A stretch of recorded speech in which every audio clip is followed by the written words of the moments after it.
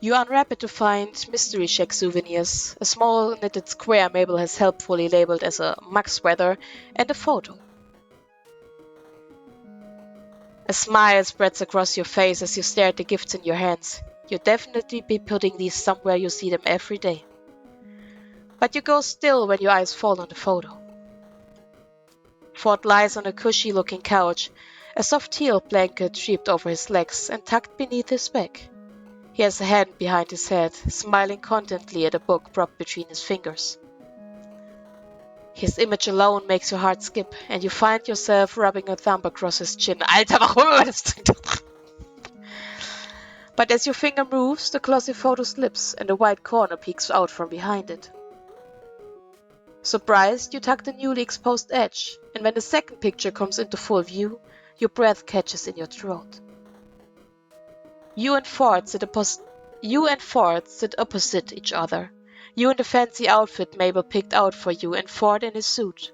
It frames his well-defined torso, which puffs out as he laughs. Your bowl as red as the ketchup on the back counter. Mabel must have taken it when she left you two alone. Delight in Ford's eyes makes your heart sink in your chest. It's strange, even though you're finally on the road again, something feels wrong. The cool breeze rustles the fragrant pine trees, bringing the scent in through the opened window. It's fresh and gallant. It's Ford. You shake your head. Why do you feel like this? You're free again, and you can finally finish your trip. Where are you going? You sigh, placing the items in the front seats beside you.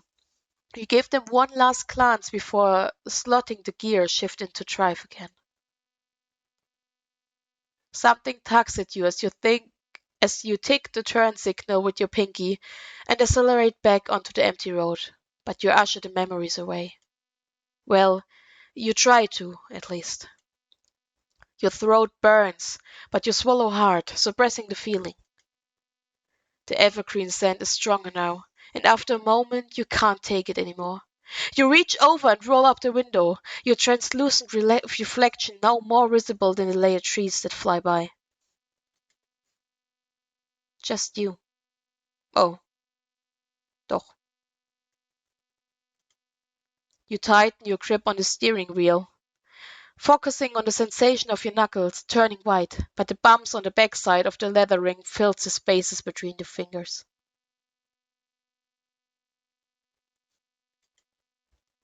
The way your sweating palms lick the wheel is impossible to ignore. Something's tugging at you again, more forcefully this time, as if your whole body were somehow magnetically drawn to the world behind you. As if some invisible force were pulling you along. And then your car is driving itself again, swearing over the dashed lines that were just starting to appear. The tires squeal against the asphalt. You grab the wheel, fighting to pull your car back onto the right side of the road, but it resists. Yanking again, you manage to get it back over the line, but your eyes go wide, because now it's heading too far to the right. You only have time to gasp, and your hands instinctively fly up to the front of your face before your car bumps down off the road and skids into the trees. You're thrown forward, the seatbelt jerking you back into place as the car abruptly stops.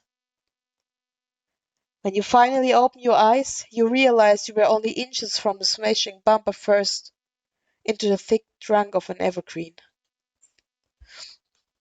It takes a moment for your lungs to force you to breathe again. Shaking, your thumb, the seatbelt release until it clicks, and the strap rubs across your sore shoulder as it zips back into the slot. You push the door open, stumbling out of the car. As you regain your balance, leaning on the edge of your car door, you hear what sounds like crackling dirt, and you look up.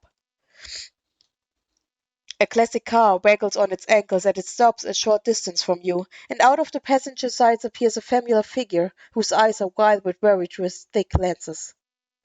Warum weiß er das? Oh mein Gott! Ford hurries toward you, his trench coat waving behind him. Suddenly you feel lighter, like a cavern in your chest is filling. Cornelia! Are you all right? You can't believe how relieved you are to hear his voice again. Ford, what are you doing here? He sees the marks on your collarbone. Oh no, you're hurt. He slowly reaches for your shoulder, his hand stopping mid-air when you pull away, clutching the sore spot. I'm fine. It's just a little bruise. Besides, it isn't your fault. Actually, it is. Oh my god! Oh my god! Let's see! This man, I swear to God. Oh my god! He reaches into the depths of his coat pocket and pulls out a magnet gun. Oh, you love, sir! You won, sir! I love this!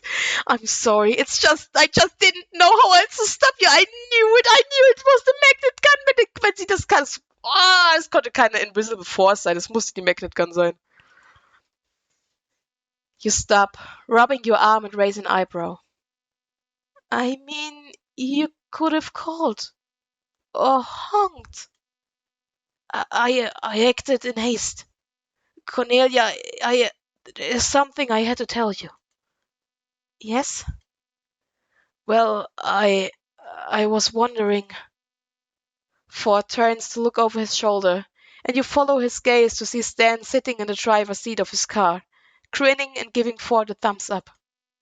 Ford takes a deep breath and turns back to you. Cornelia, these past few weeks have been some of the strangest in my life.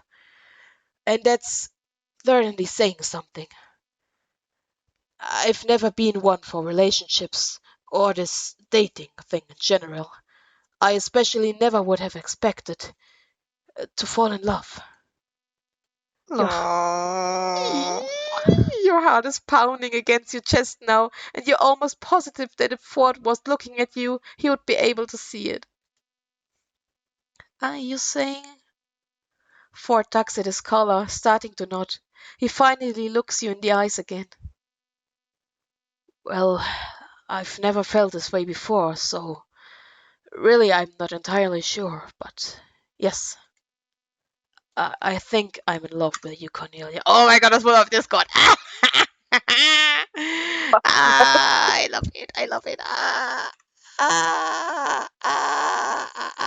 The derpy smirk.